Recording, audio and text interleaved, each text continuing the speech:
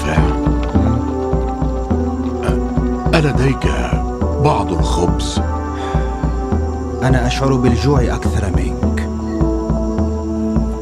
منذ يومين لم آكل شيئا. لعلهم جلبوا لنا الطعام من يثرب. ربما. يا أبا رافع، اذهب وقل لرسول الله أن يكف عن هذا الحصار العبثي. ما الذي تقوله يا عبد الله؟ أنا أقول خيرا، أنا أقول خيرا. إما أن يهود خيبر من سيقتلنا أو الجوع.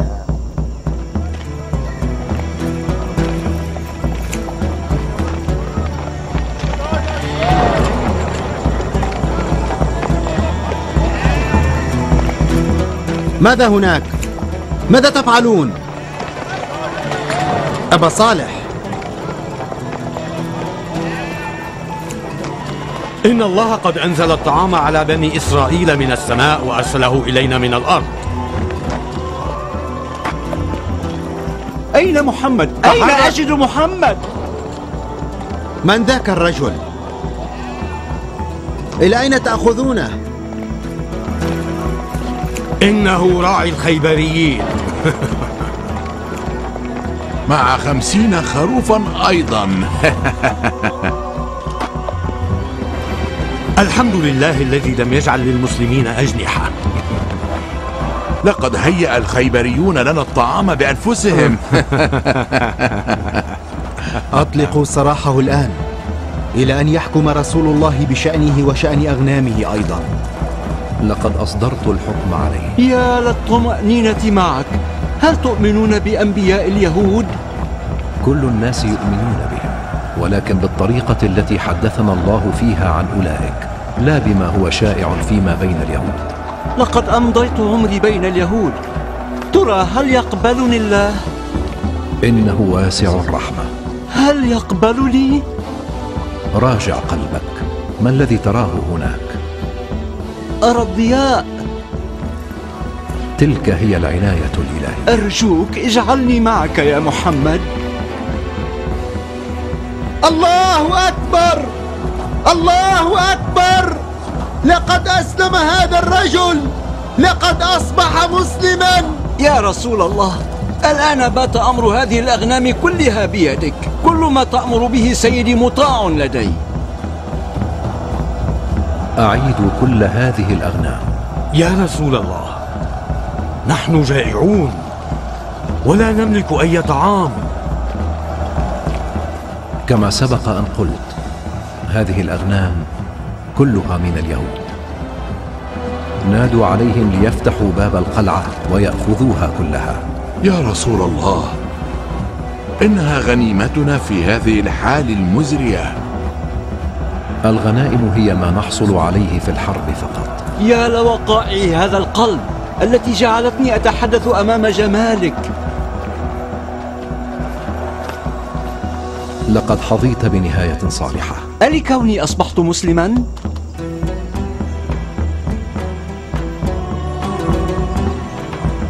ابقوا واشهدوا نهاية هذا الرجل الصالح.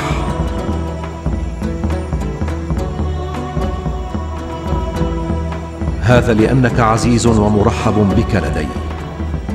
اجعلوه منكم وقدموا إليه المأكل، حيث إنكم لن تروه بعد هذه الساعة ثانية.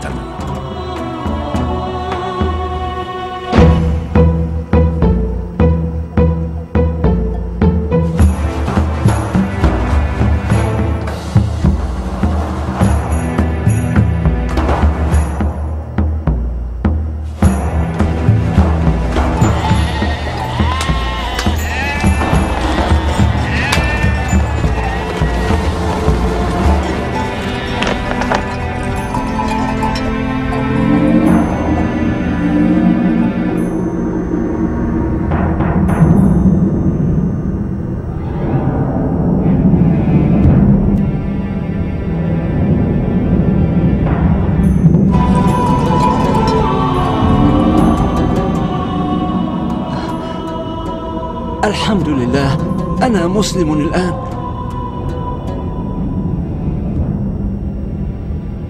افتحوا باب القلعة وخذوا أغنامكم. أيها الخيبريون، لا تخافوا، لا شأن لنا بكم.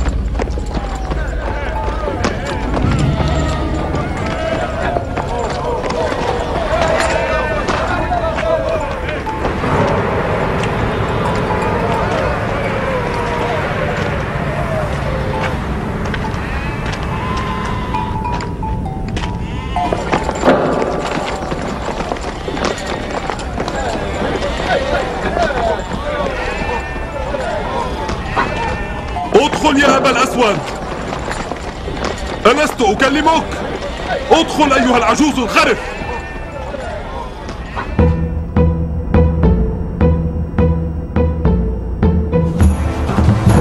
قلت ادخل أيها العجوز الخرف، أكلمك أنت.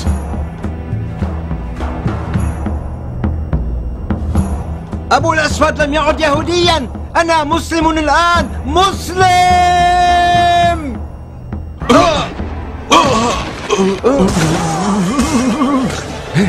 الله أكبر، الله أكبر، الله أكبر، الله أكبر، الله أكبر، الله أكبر. أنا سوف أرسلك إلى الجحيم. اخرس.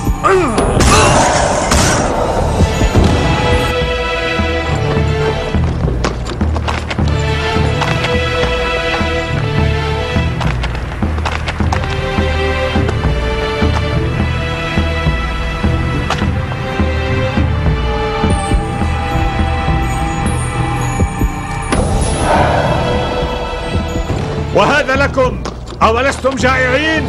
كلوه، لا يهم إن كنا أشد جوعا منكم. هذا لأن لدينا الحارث ومرحب.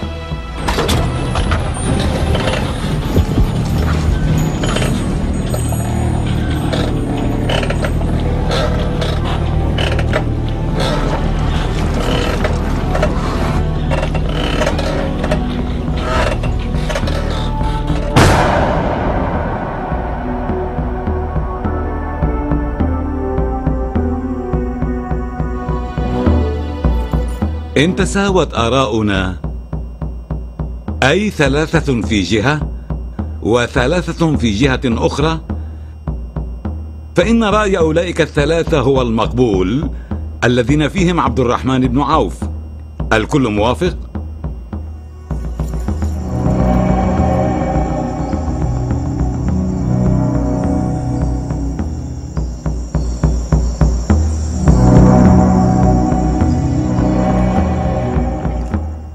نحن هنا 6، وهذا هو ممثل رسول الله بيننا أيضا هنا.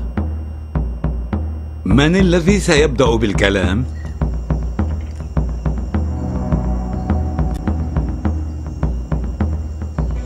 علي؟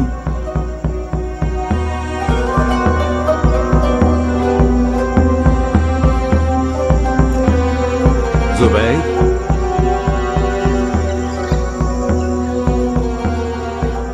طلحة؟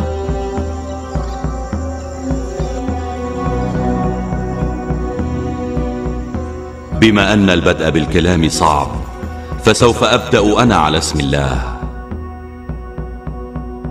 أنا لم آتي إلى هنا سوى لدحض هذا الكلام الذي يكذب ما تفضل به رسول الله، أن النبوة والإمامة لا تجتمعان في عائلة واحدة، أنا أقبل بنتيجة ونهاية هذه الشورى، أنتم أيضا تقبلونها. أقسمت عليكم بالله، هل يوجد بينكم شخص سواي لديه عم مثل حمزة أسد الله وأسد رسول الله وسيد الشهداء أيضا؟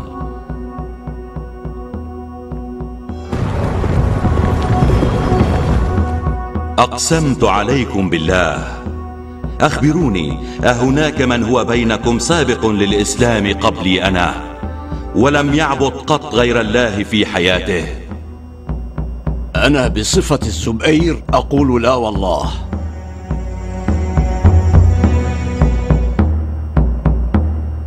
وبصفة طلحة أيضا أقول لا. هذا الشرف لك يا علي دائما. لا يا علي، لقد كنت أنت أول الناس إسلاما، هذا صحيح.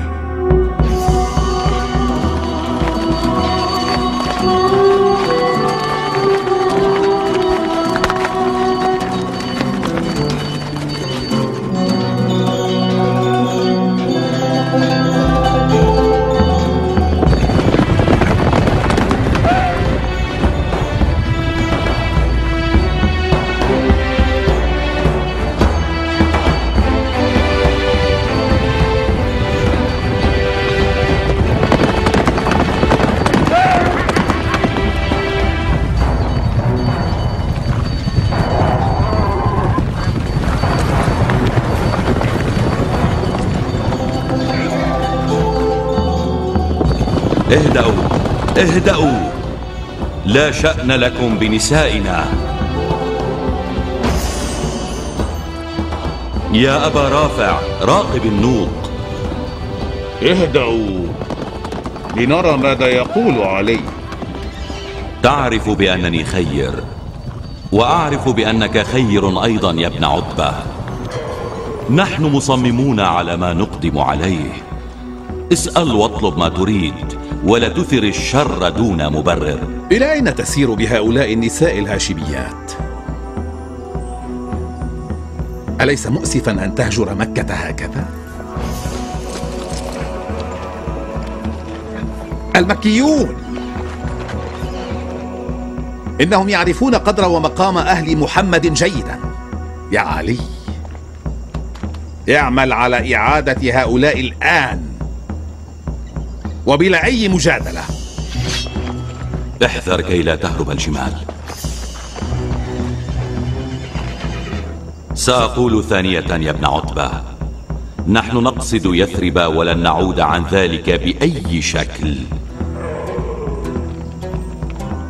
أنت تعرفني أفضل من فرسانك. أعلمت ماذا قلت؟ أعلم. قلت إنك تنوي التوجه نحو يثرب. قلت. وقلت إنك لن تعود عن ذلك بأي شكل. قلت.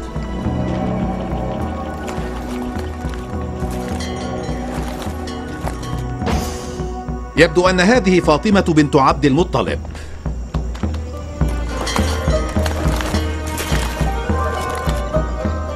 وهذه فاطمة بنت أسد والدتك.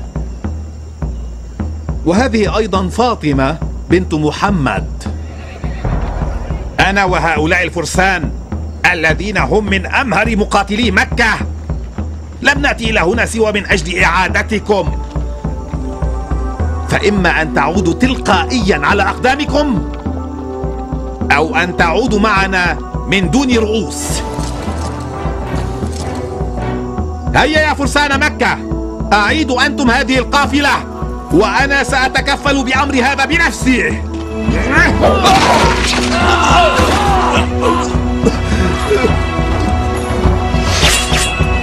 إن قام أحدكم بأي حماقة فلن أبقي منكم أحدا حيا.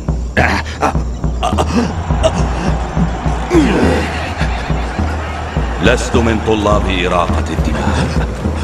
اذهب واخبر المكيين أن عليا مع محمد حتى الحرب. اذهب.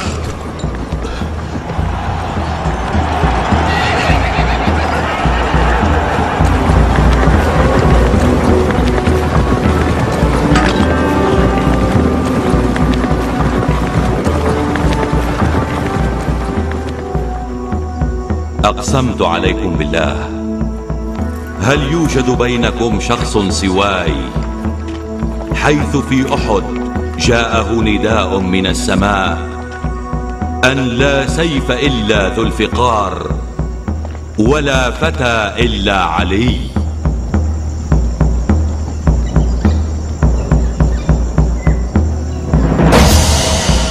لقد تمادى أهل محمد وبدأوا يعدون أنفسهم لنا، وأنا لم آتي إلى هنا سوى لإبادة محمد. وبهذا الجيش الذي أعددناه لن نبقي له أثرا. برعاية هبل. برعاية هبل.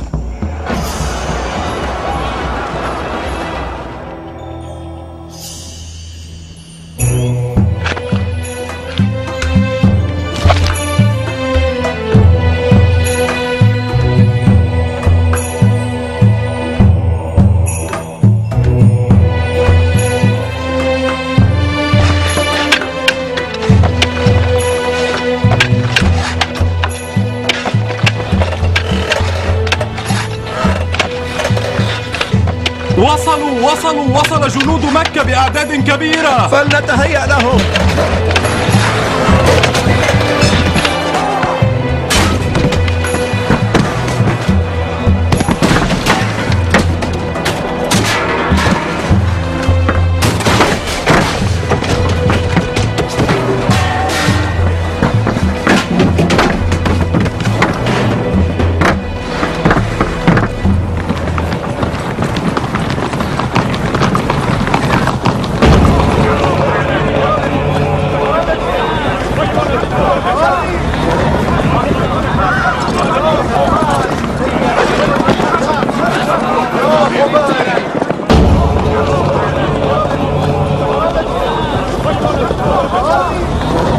ما هذه الخدعة يا عمرو؟ لقد حفروا خندقا حول يثرب كلها. إلى أين؟ وفر غضبك يا أبا سفيان، واملأ هذا الخندق بكرهك لمحمد كي يكون النصر حليفك.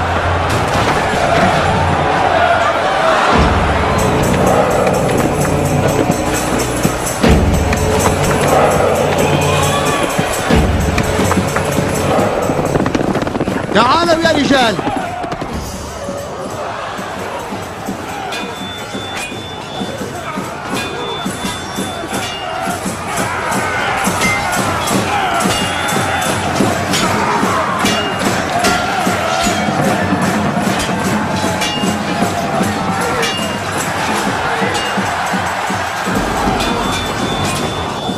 ابقوا في أماكنكم، لا تتراجعوا، لا تغادروا أماكنكم.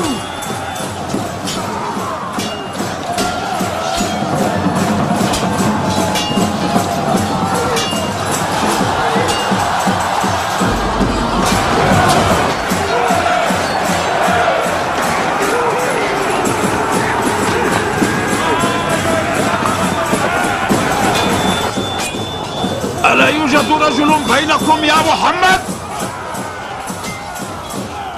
لقد كان لي رأي بثباتكم وإيمانكم أكثر من هؤلاء.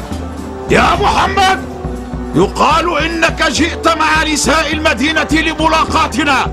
ترى هل يوجد بينكم رجل يا محمد؟ ما الذي حل بجحيمكم وجنتكم هذه؟ وأنا أيضا أعتقد أن لا وجود لأي رجل بينهم. عقيدتهم مبنية على الكذب يا أبا سفيان. هل يوجد بينكم من يستطيع إسكات صوت هذا الكافر؟ أيوجد بينكم من يستطيع أن يسكت صوت هذا الكافر؟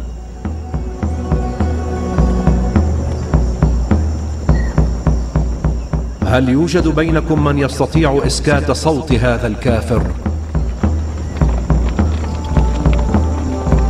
هذا كلام رسول الله. علي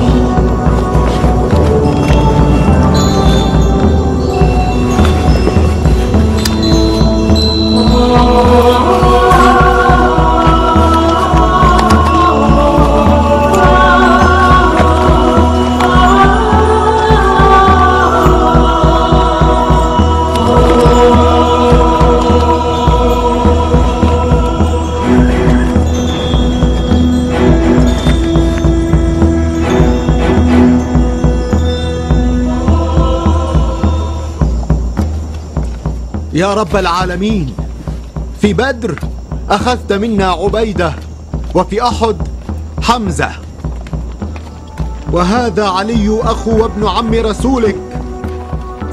خذ أنت بيده يا الله وانصره على عدوه نصرا مبينا. الله أكبر. انظر، سوف نبيدهم.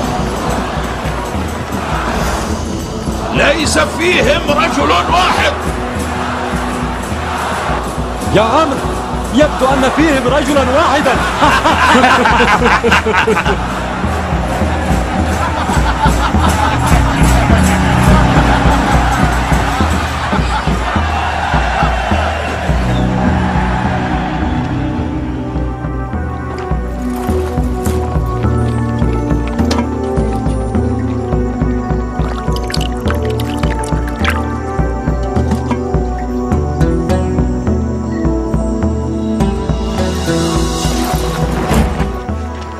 أقسمت عليكم بالله، أخبروني هل بينكم رجل سواي في خلال حرب الخندق حينما كان يصرخ عمرو بن ود وينادي ويطلب مبارزا، وكانت أعين الجميع قد جحظت من الخوف، قد برز للقتال دون أدنى تردد، ورسول الله يقول اليوم قد خرج الإسلام كله لمبارزة الكفر كله، ومن ثم يقول إن ضرب يوم الخندق هي أفضل من عبادة الثقلين.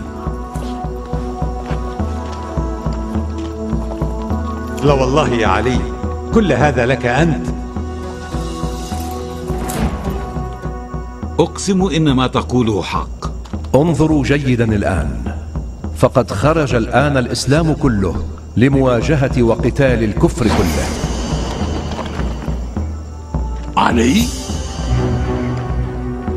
علي بن أبي طالب؟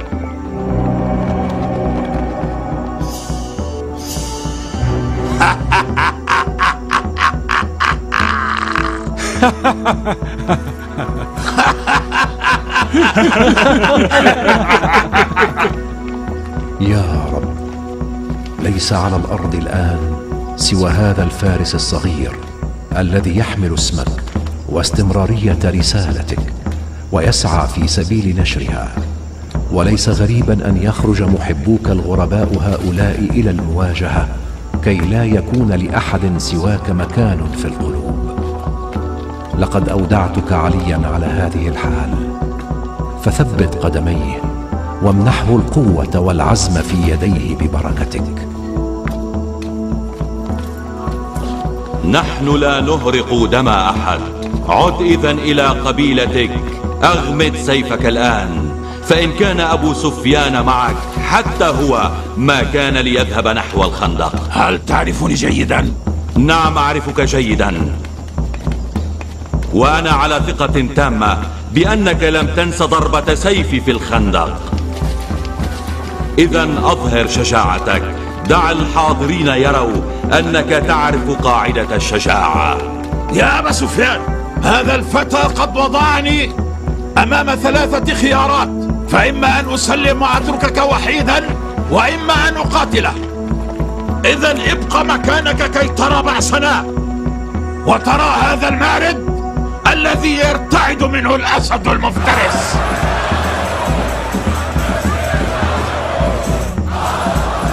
لقد أنشدت جيدا، ولكن من على ظهر فرسك.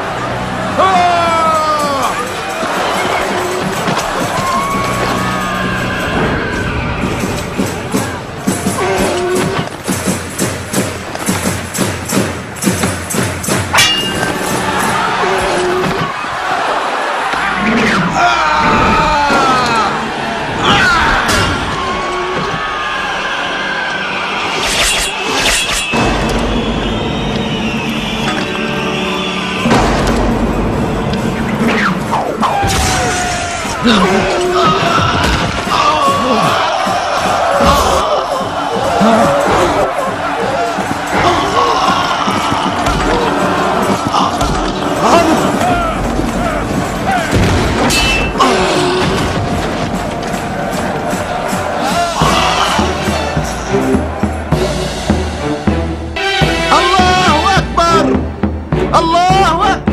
لك قدمك كي تشعر بالألم الذي يشعر به فرس مقطوع القوائم. عشق يا فتى، أرحني من هذا العار الكبير، فلم يرى قط إنسان حتى الآن شخصا كهذا ساقطا على الأرض. اقطع رأسي. أين تذهب؟ أرحني من هذا العذاب يا علي.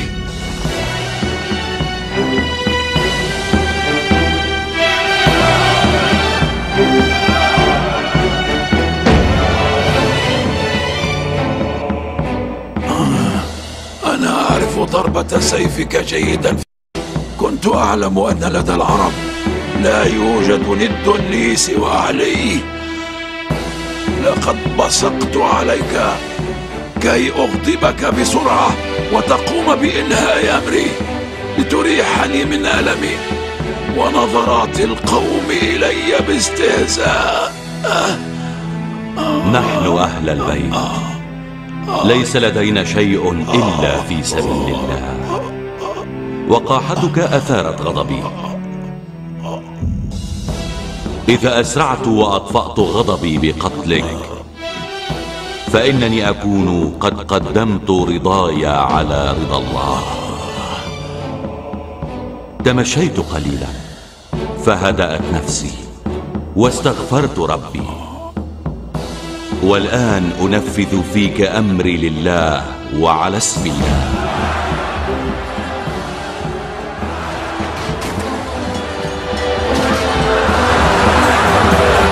إلى أين تفرون أيها الجبناء؟ عليكم أن تقاوموا. إن ضربة علي في الخندق أفضل من عبادة الثقلين. علي! علي!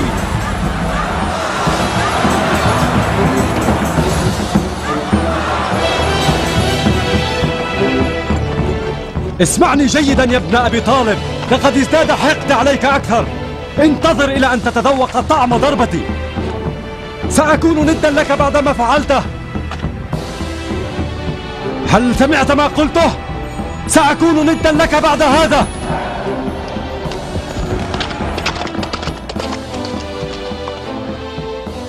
لما أبو سفيان مغتاظ منك هكذا؟ كان عليه توجيه هذا الكلام إلى رسول الله.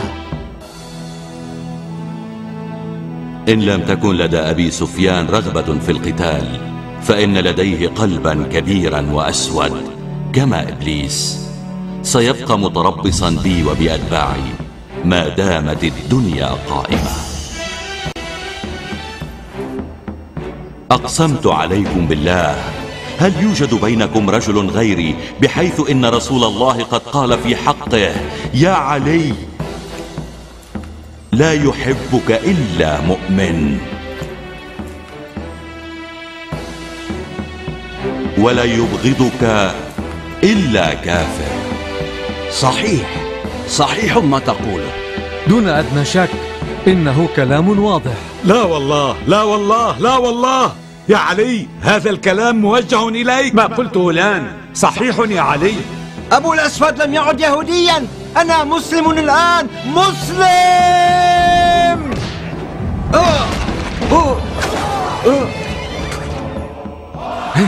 الله أكبر! الله أكبر! الله أكبر! الله أكبر! الله أكبر! الله أكبر! أنا سوف أرسلك إلى الجحيم. اخرس.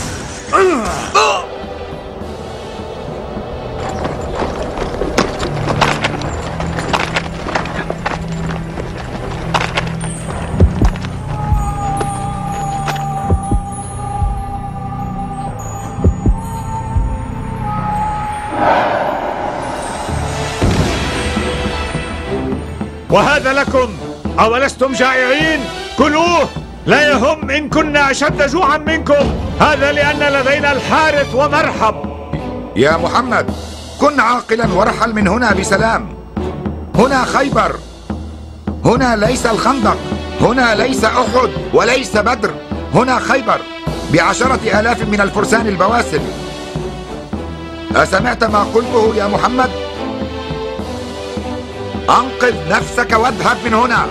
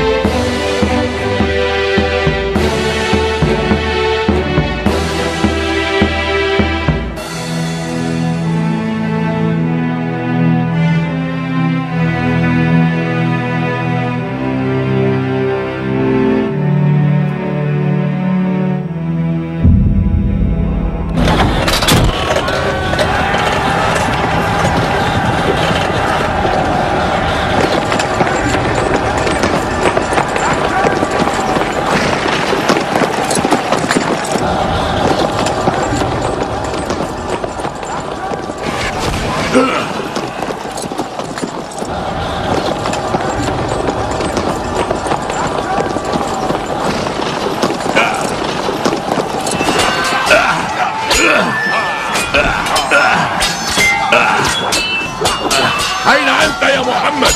أنا الحارث. محمد، أنصحك بالذهاب من هنا بسرعة، وإلا فسأضربك ضربا لا تنساه أبدا.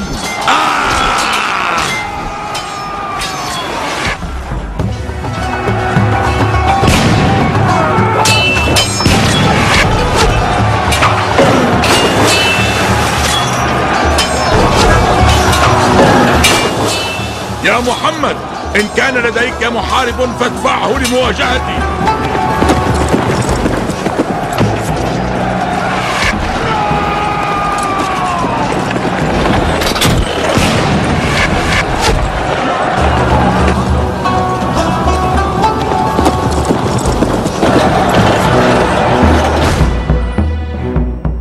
أقسمت عليكم بالله، أخبروني في حرب خيبر عندما تراجعتم جميعا وهربتم من المعركة، ألم يقل رسول الله لأعطين الراية غدا إلى رجل يحب الله ورسوله ويحبه الله ورسوله، وإن الله سيفتح القلعة على يديه؟ أجل يا علي، أقسم بالله إن الأمر كذلك.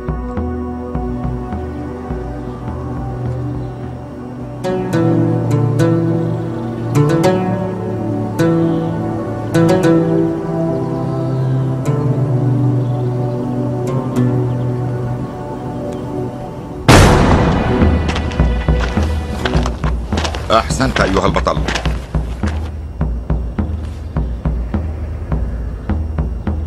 قلق من محمد يا حارث؟ انظر إلى تصرفه اليوم، يقف مع الجند وحيدا والراية في يده.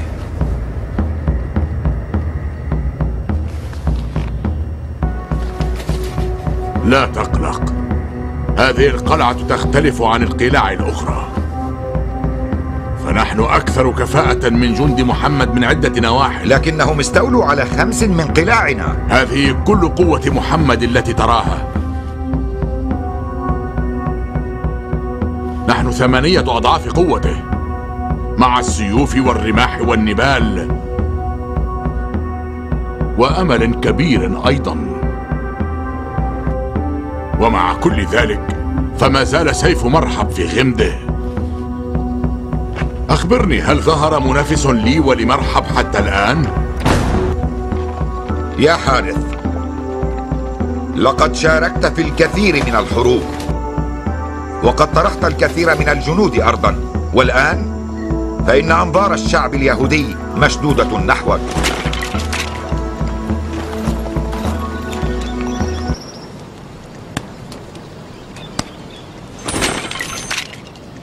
أين هو علي؟ لا أرى عليا. إن عليا ليس في وسط الجند، رأيته مرة وهو يخبز الخبز للجنود يا رسول الله.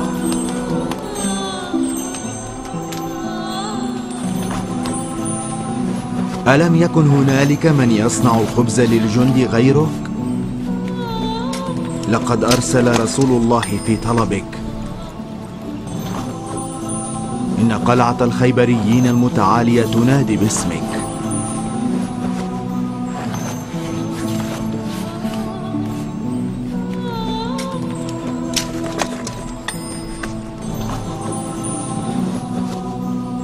إن محمدا قد أرسل في طلب علي.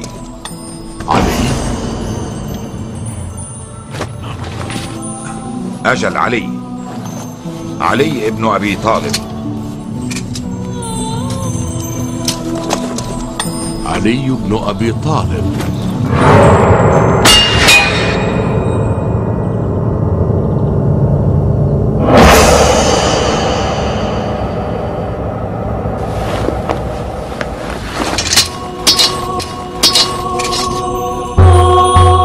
أقسمت عليكم بالله، ألم يقل رسول الله صبيحة ذلك اليوم ائتوني بعلي، وقد أتيت في خدمته برغم رمد عيني.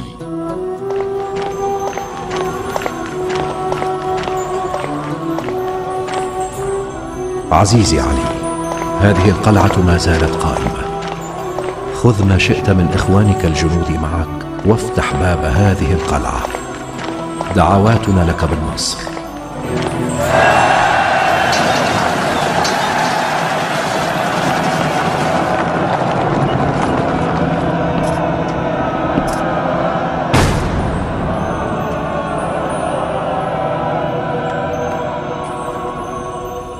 يا رب، إن هذه الأيدي تطلب منك النصر، فلا تردها خائبة.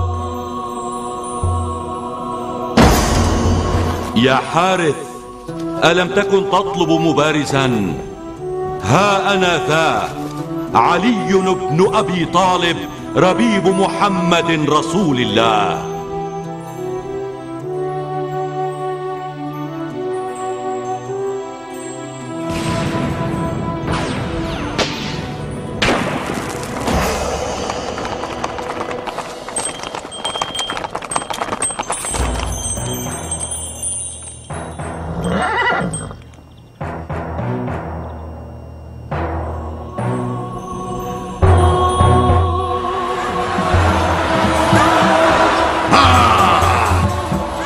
اسمع يا ابن أبي طالب، لقد اختارت أمتي اسما آخر لي. أنا هو الموت، وأنا هو حبل الإلفة ما بين الأرض والسماء. من ذاك الذي سيقف أمام سيفي ورمحي؟ سمعت خطابك يا حارث، هل من سبيل آخر غير السيف؟ سأخبرك بما هو صلاحك مجددا يا حارث. نحن أقرب إليكم من أهل مكة الذين يغررون بكم من سلالة واحدة، وديننا هو ذاته الذي كان يعتنقه موسى الكليم. واليهود الحقيقيون نسلا بعد نسل كانوا في انتظار ظهور نبينا هذا. نحن معكم لا عليكم. اسمع جيدا ما سأقوله لك، وهو أنني لن أكون لطيفا معك مقدار ذرة. إن كنت رجلا فلتكن لديك القدرة على تحمل سيفي ورمحي، وألا تهرب من أمامي مثل قومك. اهدأ يا حارث، فنحن جيران جيدون في الدين، فلا تتعجل العداوة معنا بهذه السرعة.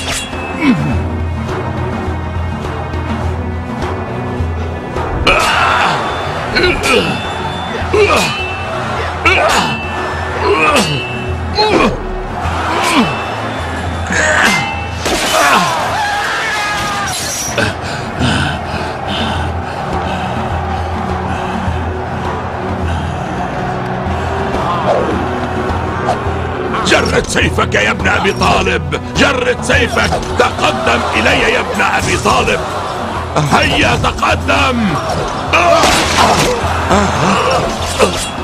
ومصيبتاه يا حارس.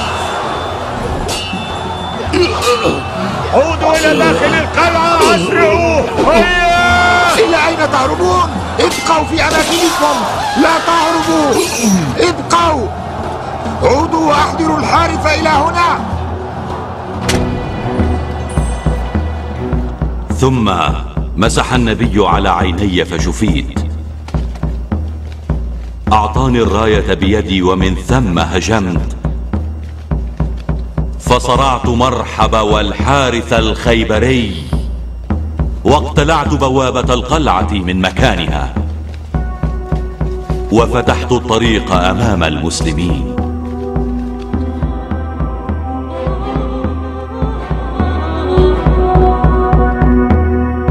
كلامك صحيح يا علي، حصل ذلك.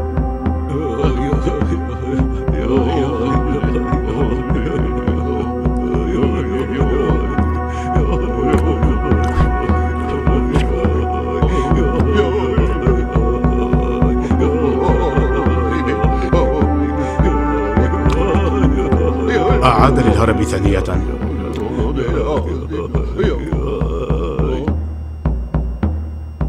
إن أخبار أبي إسحاق كلها متشابهة.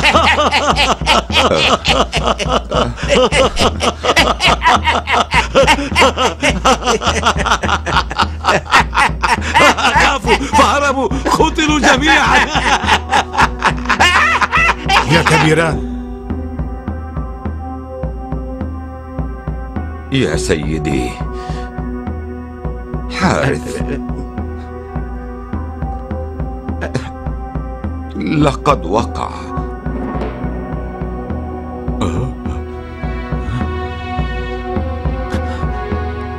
قلت وقع؟ حارث وقع. وقع، لقد وقع.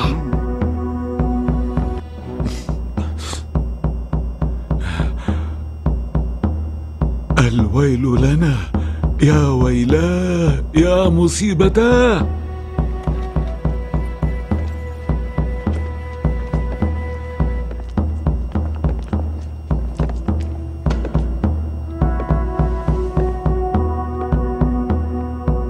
قلت وقع يا أبا إسحاق. مغبر كثيرا. ومن كان الضارب؟ علي. علي؟ علي بن أبي طالب. علي؟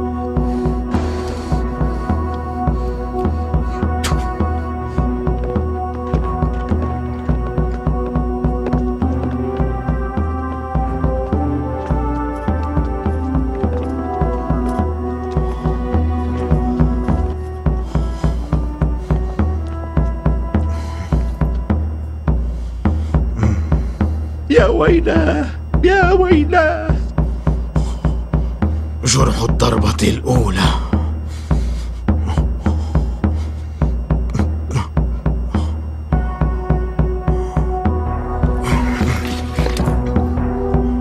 أطلب إحضار بسة الحربية، ولا أريد فرسا.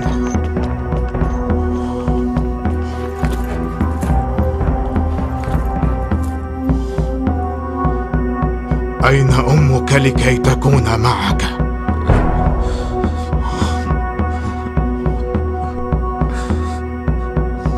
نائم بشكل كأنه لم يكن حيا ذات يوم. مرحب هو أمل الخيبريين، وأنا أعرفه مقاتلا كبيرا، وما أرجوه هو أن يسمع كلامي الصادق وألا يهدر دم نفسه دون مبرر. سأمحو نسل هؤلاء القوم عن وجه الأرض. سأمحو نسل هؤلاء القوم عن وجه الأرض.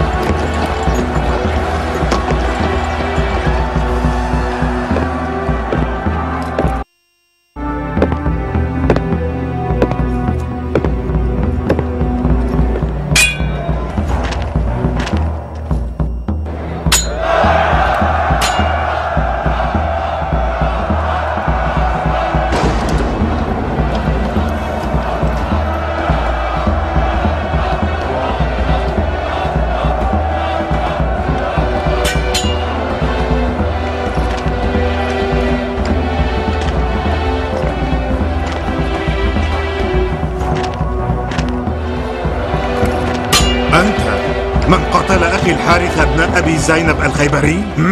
منحته الأمان لكنه أصر على ذلك. قلت له إن أسلمت فأنت منا، وهذا ما أقوله لك. أنا أصبح مسلما؟ أنا أشرب دماء المسلم؟ أصبح مسلما؟ كل الأديان الإلهية امتداد بعضها لبعض، بعضها ضد بعض. الخط الذي بدأ بآدم ونوح وموسى وعيسى ينتهي وصولا إلى محمد في النهاية. دع الكلام يا علي وتقدم نحو إن كنت فارسا. خيبر تعرف أنني مرحب مشبول على حب الحديد، والبطل المحارب ذو الباع الطويل. استلوا سيوفكم الحاد من أغمادها، وانظروا كيف أطعن بالرمح وأضرب بالسيف.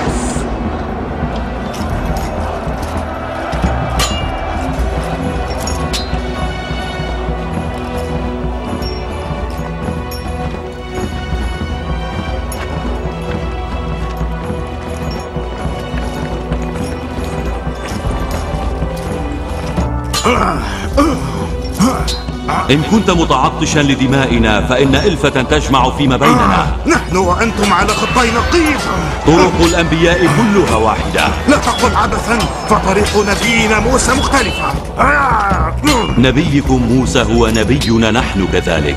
إن لكم دينكم ولنا ديننا.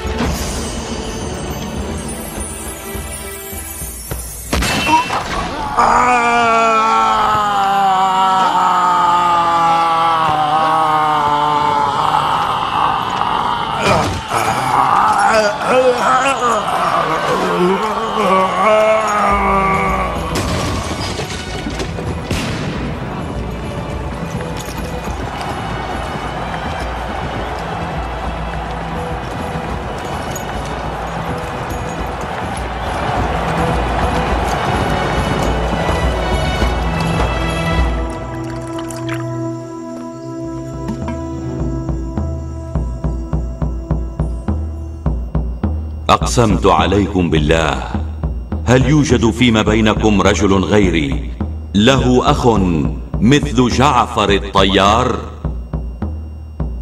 الذي منحه الله جناحين يطير بهما في الجنة؟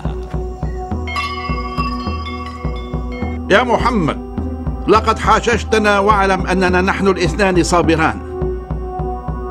وقد أجزت لنا يا محمد في مسجدك أن نتعبد على طريقتك، وخلال البضعة أيام هذه كنت قد استضفتنا بطريقة لائقة، ونحن نشكر لك كل هذا. لكني أنا ابن 70 عاما وأيهم في 80. نحن وسائر أهل نجران، ومنذ أن أبصرنا النور عشنا في رحاب دين ومعتقد آبائنا وأجدادنا على الدوام، ونحن الاثنان قد سمعنا حجتك تماما، حيث قلت إن كان سبب عدم انتماء عيسى المسيح إلى أب عائد إلى مشيئة إلهية، فالإنسان إذن حيث لم يكن له أب ولا أم هو أكثر استحقاقا لربوبية العالم. ومع كل ذلك فنحن جميعا سائرون على نهج وسنة أجدادنا، ولا نستطيع أن نصدق يا محمد أنك أنت هو رسول الله كما تدعي.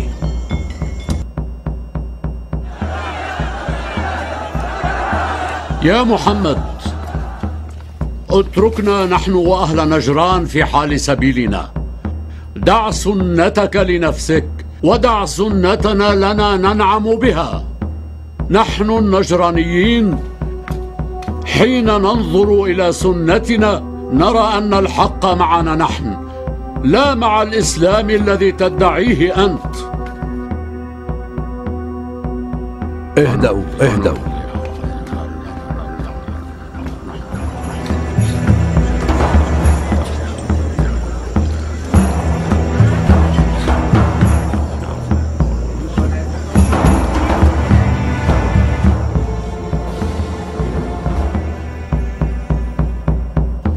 كل ما قلته لم يكن من عندي أنا، كان كله كلام الله المتعال. لقد سمعتما حجتي ولم تتمكنا من الإجابة، ومع كل هذا الإصرار فما زال فضلكما في محله. ولكي ألقي عليكما آخر حجة من الله أقدم لكما اقتراحي في المباهلة.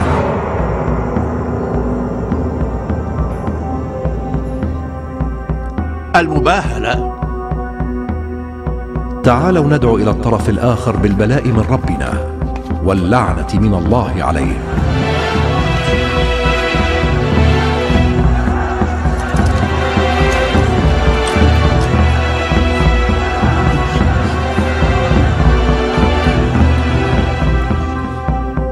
حسنا، هذا كلام لائق يا محمد، فنحن واثقون بأننا على الحق.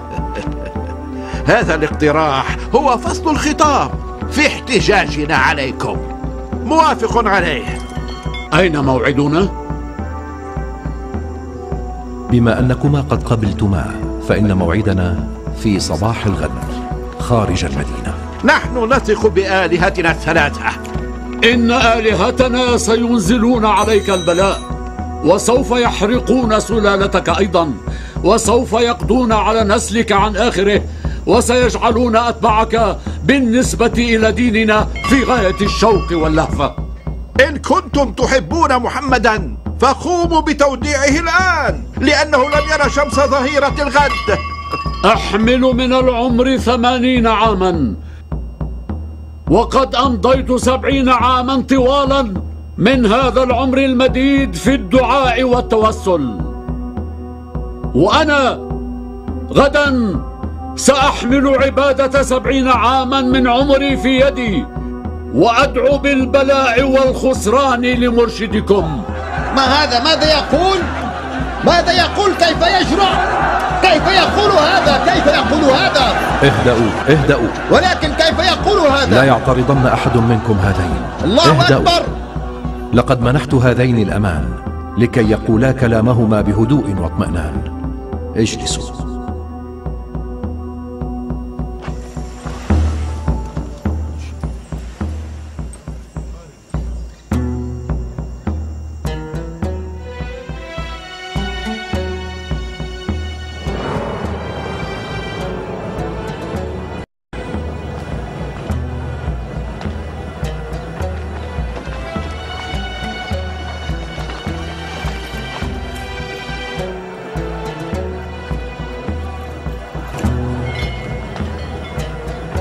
سأقدم إليكم نصيحة واحدة. إن تمكنا اليوم نحن الاثنين من إنزال البلاء على محمد فلا تغضبوا منا، فهذا ما أراده هو بنفسه.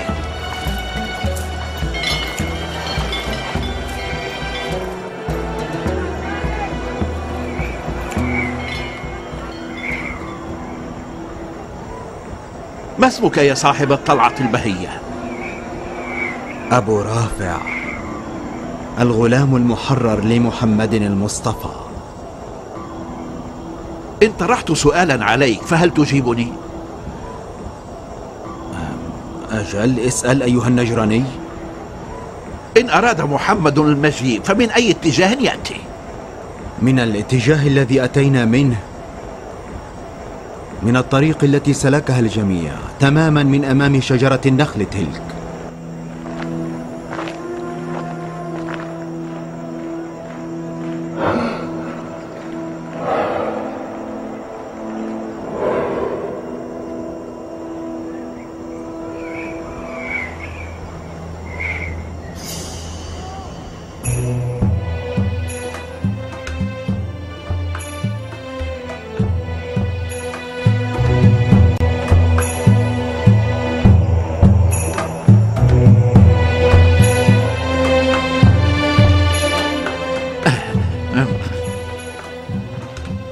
يا أبا رافع، قل لي مع من يأتي محمد من الأشخاص كي يتلقى البلاء؟ ذاك الرجل الذي إلى جهة اليمين هو علي بن أبي طالب، صهره ووصيه. علي؟ وعلي ذاك الذي في الخندق قام بقتل عمرو بن عبد ود العامري. والحارث ومرحب الخيبري.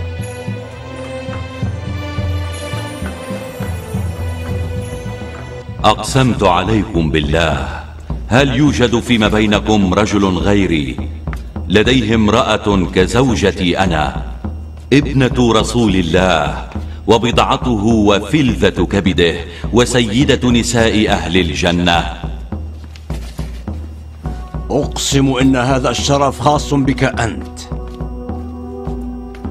أقسمت عليكم بالله إلا قلتم لي، هل يوجد فيما بينكم شخص آخر غيري لديه ولدان كأمثال الحسن والحسين، ريحانتي رسول الله وسيدي شباب أهل الجنة؟ لا والله يا علي. ومن تلك المرأة؟ إنها ابنة رسول الله. وهي زوجة علي؟ صحيح، إنها فاطمة سيدة نساء العالمين. لقد أخطأت تقديراتنا يا سيد أيهم. محمد لم يأتي مع جنده. انظر، يا للهدوء والطمأنينة التي ترافقه.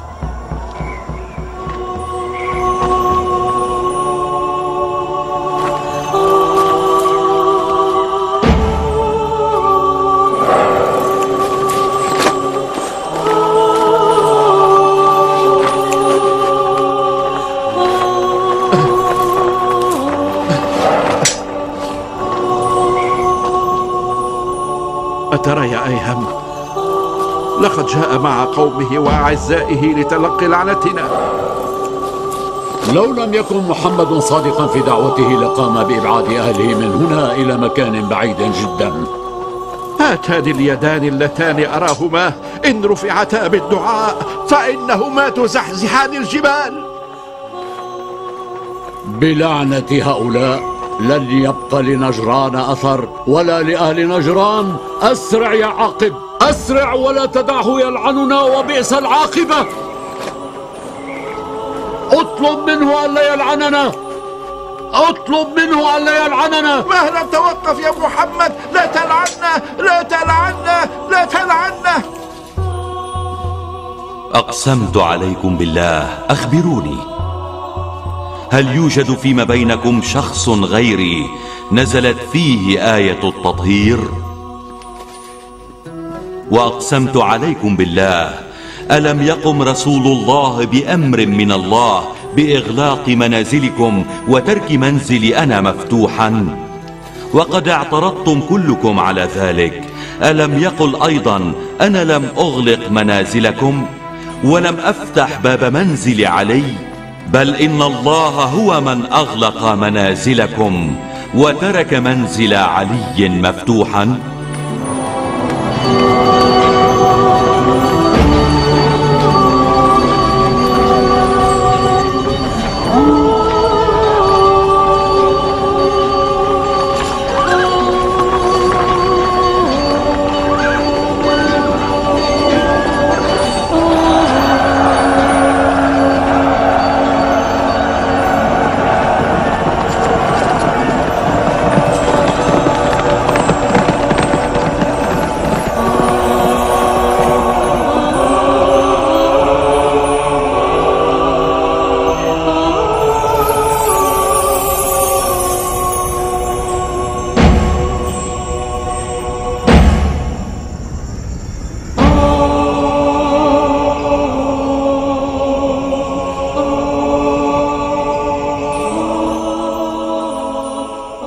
أقسمت عليكم بالله، هل يوجد فيما بينكم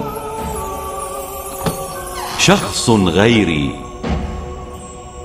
قد قال فيه رسول الله في يوم الغدير: من كنت مولاه فعلي مولاه. اللهم أحب من أحب عليا وعاد من عداه، وانصر من نصره واخذل من خذله. كلامك صحيح يا علي. لا والله، كل هذا هو لك فقط.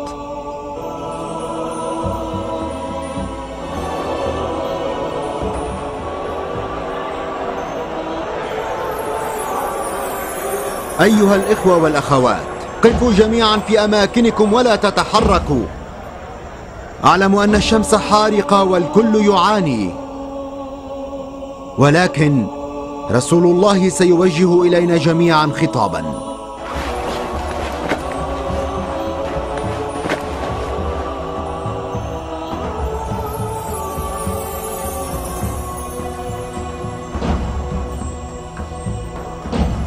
بسم الله الرحمن الرحيم، والحمد لله رب العالمين. أدعوكم جميعا إلى تقوى الله. ألا أدلكم على ما إن تمسكتم به لن تضلوا بعدي أبدا؟ أيها الناس، إني تارك فيكم وديعتين قيمتين وثقيلتين، إحداهما القرآن والأخرى أهل البيت. القرآن والعترة. الحق أن البعد عن القرآن وعترتي في يد، وهلاككم في اليد الأخرى.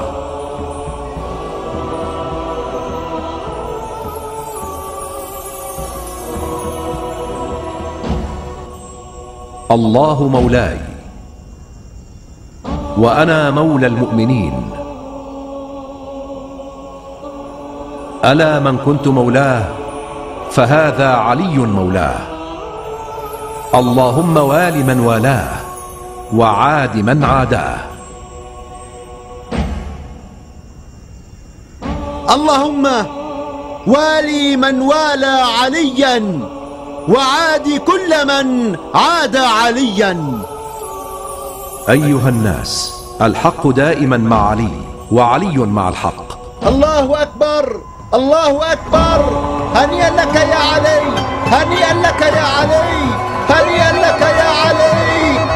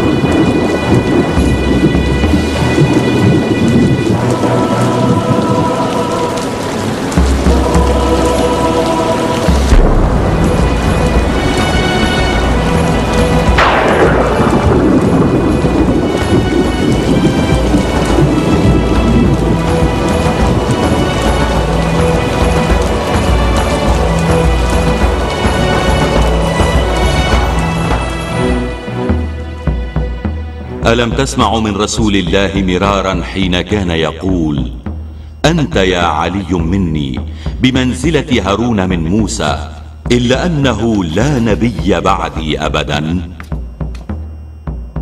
ليس لدينا أي شك في كلامك أبدا.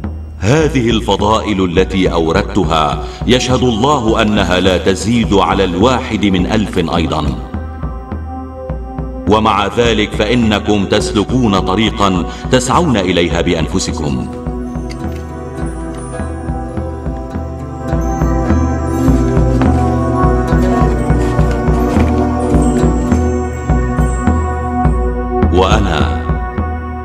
ومن أجل الله ورسول الله سوف أصبر.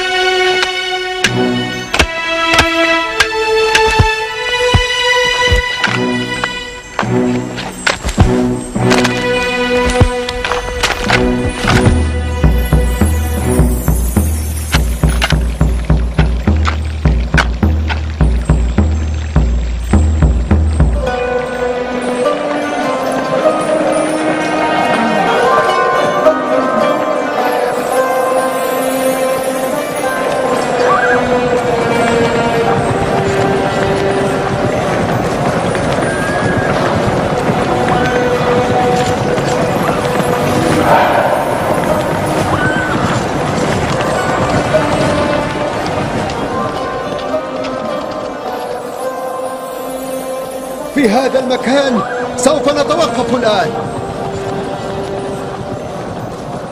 أي مكان هذا للتوقف فيه يا أبا رافع؟ هل ألقيت نظرة من حولك؟ يا ابن عباس، وهل أمر التوقف كان مني أنا؟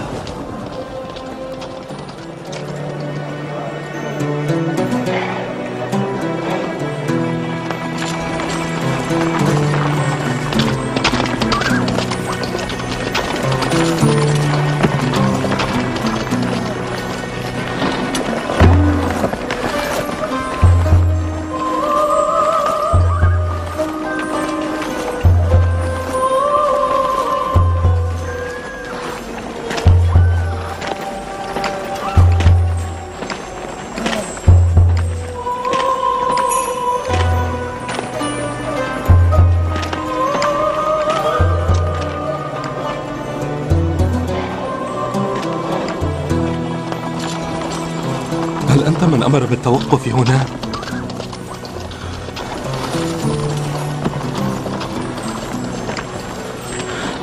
المكان هنا ليس مناسبا. كان من الأنسب لنا أن نذهب في منتصف النهار، فجواسيس معاوية ينتشرون في كل مكان. مناصرون قلائل لكنهم ثابتون. هناك 1000 شخص هنا يسيرون في ركابنا، وهم الآن بانتظارهم.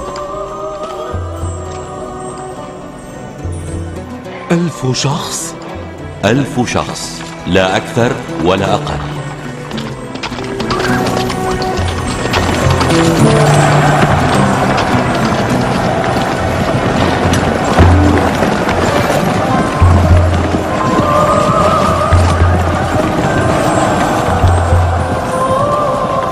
مما أنت خائف يا ابن عباس.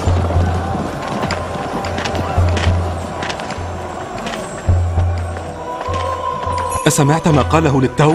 قال مناصرون قلائل لكنهم ثابتون. لا يا مالك، قال كلاما آخر. سمعته. قال إن 1000 رجل سوف يلتحقون بعسكرنا هنا. ألديك شك في هذا؟ هل فكرت قليلا في هذا الكلام؟ أنا قلق يا مالك. ومما قلقك يا ابن عباس؟ ها؟ قبائل هؤلاء هم من أنصار أمير المؤمنين.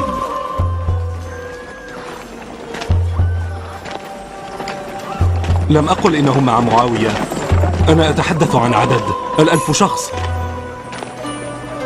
أنت قد لا تجد أحدا يدقق مثلي في كلام أمير المؤمنين كلمة بكلمة يا مالك. إنه الحق، خبير في الترحال. وبأي شيء ليس خبيرا. لا تقلق أنت. إن لم يصل عددهم إلى 1000 شخص فلن يأتوا أقل من ذلك. ألم تسمع حين قال 1000 شخص؟ لا أكثر ولا أقل.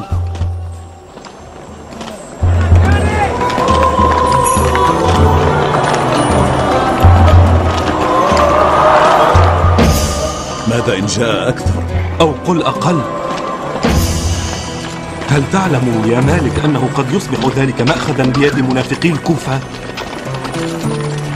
سينسجون الأقاويل حول ذلك. علي قال 1000 شخص وقد جاء 900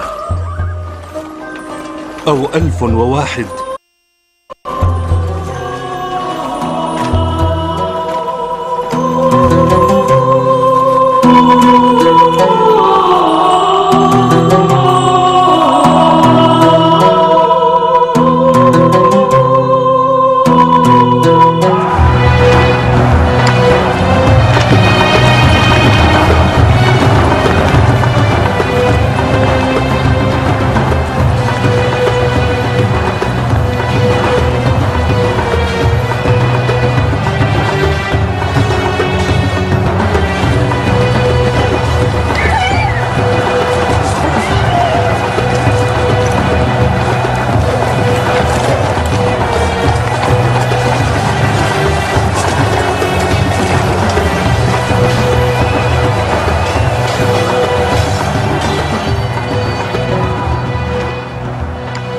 أخبرني كم عددت منهم يا مالك؟ 800 بالضبط، وأنا أيضا أحصيت حتى العدد 800.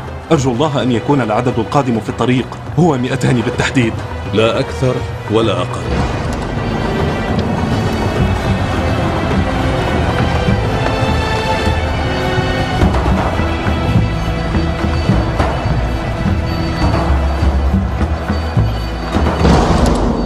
وهؤلاء أيضا بقية الجند الذين كنا ننتظرهم. نحن بحاجة إلى 200 شخص فقط، لا أكثر ولا أقل.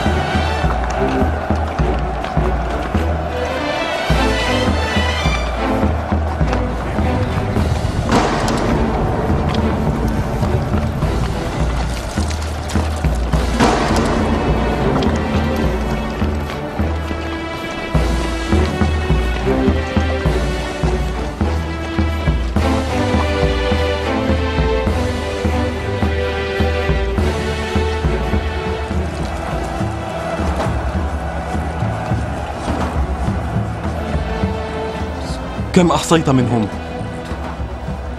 199. 199. وأنا كذلك. ألم أقل وويلاه؟ ماذا لو أن آخرين غيري أنا وأنت من أفراد القبائل كانوا يحصون العدد؟ أرأيت أن العدد لم يكتمل؟ ربما أنك أخطأت. ولم الخطأ يا مالك؟ فأنا وأنت يجب ألا نخدع أنفسنا. فقد قال أمير المؤمنين 1000 شخص، ونحن قد أحصينا فقط 999 شخصا. إن إيماني بأمير المؤمنين علي ليس ذاك الإيمان الذي قد يهتز عند أدنى خطأ. فقد رأيت من عجائبه ما نعجز عن إحصائه أنا وأنت إلى يوم القيامة. وأنا مثلك تماما يا مالك، مع فارق أن ذكائي يحدثني بوجوب ألا تغفل عن المنافقين والمتقاعسين أبدا.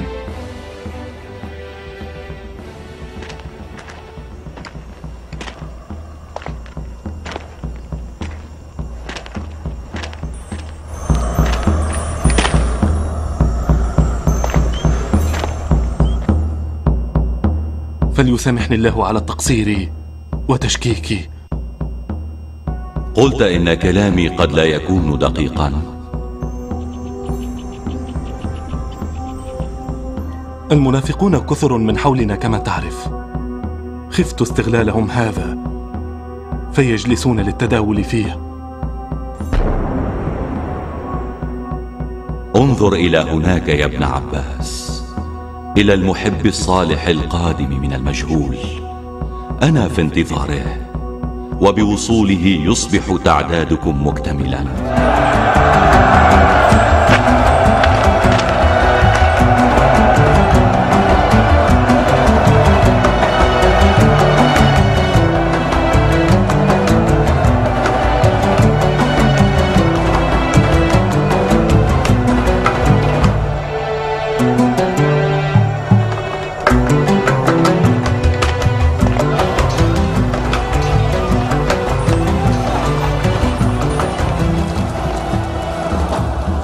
السلام على مولاي.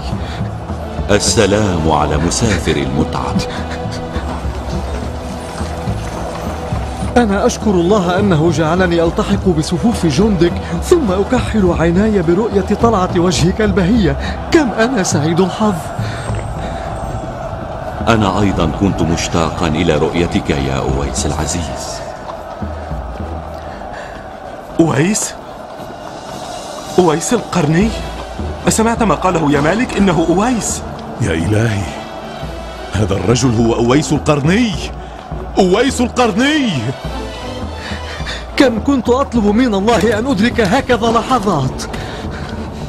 لقد قطعت مسيرا طويلا يا أويس ومتعبا.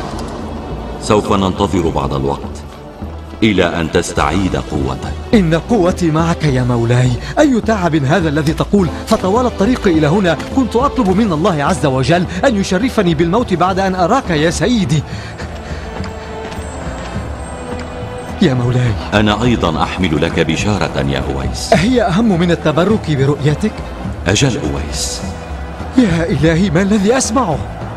أنت في إعداد ركابي، وفي هذا الاتجاه الذي نسير نحوه سوف تنال الشهادة.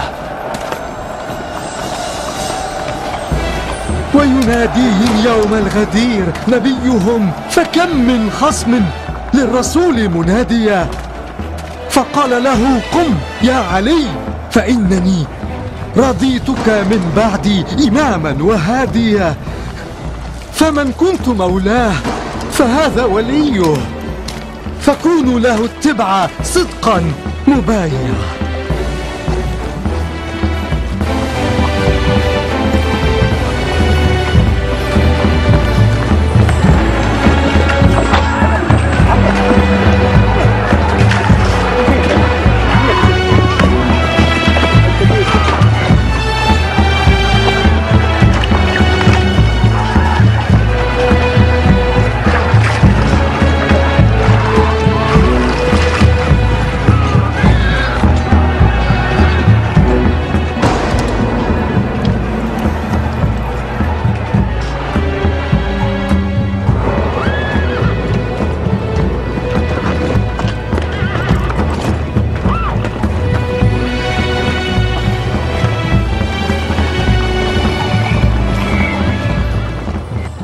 لا يوجد ماء في الجوار. نحن جميعا عطشى.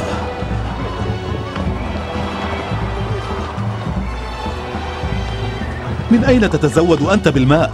لي صديق قريب من نهر الفرات، وهو من يحضر لي الماء والخبز كل شهر بنفسه.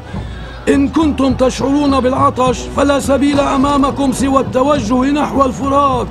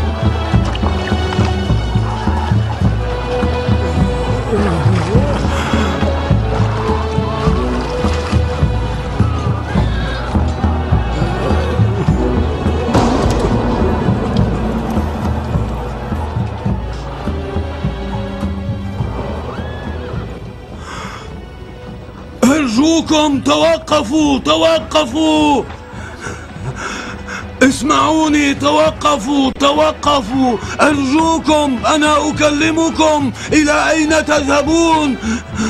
خذوني معكم. قل لي أيها الرجل الطيب، من هو سيدكم هذا؟ أهو نبي أم وصي نبي؟ وصي النبي. اسمه، ما هو اسمه؟ علي. علي؟ إلياس؟ إيليا علي. إيليا باللغة العبرية. إلى أين تذهبون؟ إلى الحرب. الحرب؟ ولكن مع من؟ مع جيش الشام. ومن هو حاكم الشام؟ معاوية. معاوية؟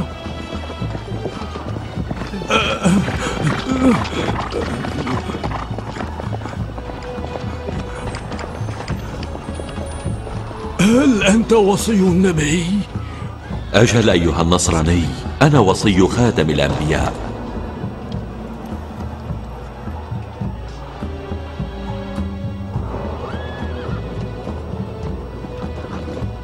كان أسلافي منذ سنوات طويلة في هذا البرج ينتظرون حلول هذا اليوم لكي يأتي رجل مثلك ويكشف عن هذا النبع.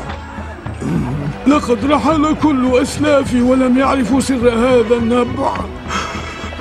انظر إلى هذا اللوح حيث أشار فيه أحد حواريي المسيح إلى أن نبعا من ينابيع الجنة محفوظ في هذا المكان، ولا أحد يعلم مكان هذا النبع سوى نبي آخر الزمان أو وصيه بالحق. وأيا منكم يلتقي مكتشف هذا النبع فآمنوا به دون تردد وكونوا جميعا في ركابه. أنا أرى في وجهك النور الساطع. أرني لوحتك.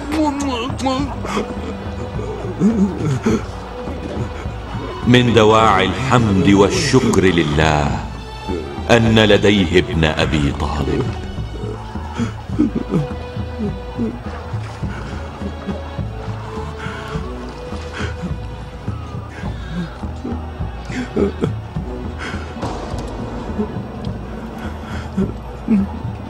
اجعلني مسلما.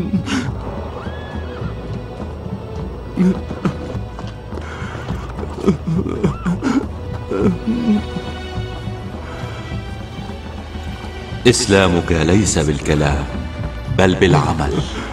نحن سائرون إلى أنا الحرب. في ركابكم، أنا في ركابكم، أنا في ركابكم، أنا في ركابكم. أنا أبشرك بالإسلام. هل أعطيك بشارة أخرى؟ تفضل يا نور عيني. أنت في صفين ستكون أول الشهداء من جندي. ما ألذ هذا، ما ألذ هذا، ما ألذ هذا.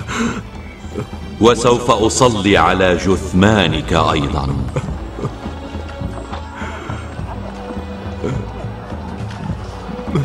وبهذه الإصبع سأشير إلى مزارك وسأقول: إن هذا الرجل منا، نحن أهل البيت.